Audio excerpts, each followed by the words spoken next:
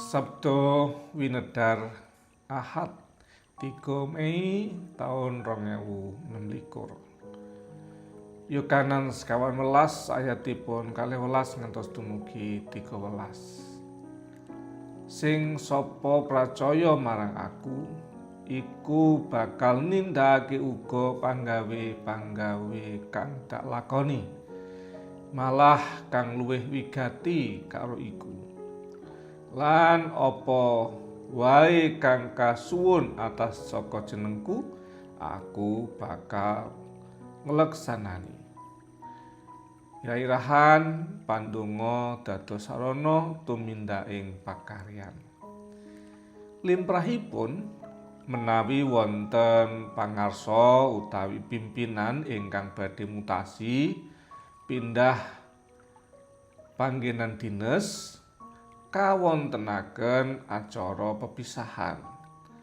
Peranganing waosan dinten menika kelampahanipun nalika Gusti Yesus meratelaken anggenipun badhe pepisahan kaliyan para sekabatipun.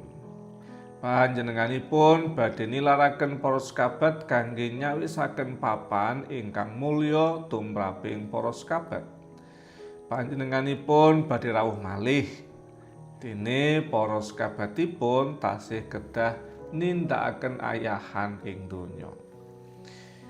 Ing kawontenan gesang tanpa sesarengan cara wadhag kaliyan Gusti Yesus tentu sami raos kecalan. Kamangka tugas ayahan taksih kathah. Lah lajeng kados pundi? Punapa tetep saged nindakaken peladosan? Langkung-langkung Gusti mratelaken yen para sekabat badhe nindakaken pakaryan-pakaryan ingkang langkung wigati. Punapa saged? Nalika Yesus nilar para sekabatipun, ayahaning para sekabat saya rawa tebanipun saya kathah lan maneka warni perkawis ingkang dipun adepi. Kados pun ayahaning para sekabat ingkang awrat punika ing tembe saged dipun tindakaken. Gusti Yesus paring dawuh supados para sekabat sami nganter ing pandonga ingkang linandesan ing pakaryan lan kersanipun Gusti Yesus, boten pikajengipun piyambak. Kanthi mekaten Gusti badhe nyembadani utawi badhe njurungi pandonga wau.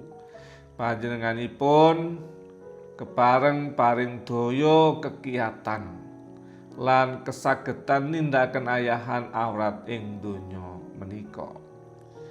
Pangandikanipun Gusti ing dinten menika paring piwulang bilih ing salebeting nindakaken pakaryan ing dinten-dinten sampun ngantos kendhu ing pandonga.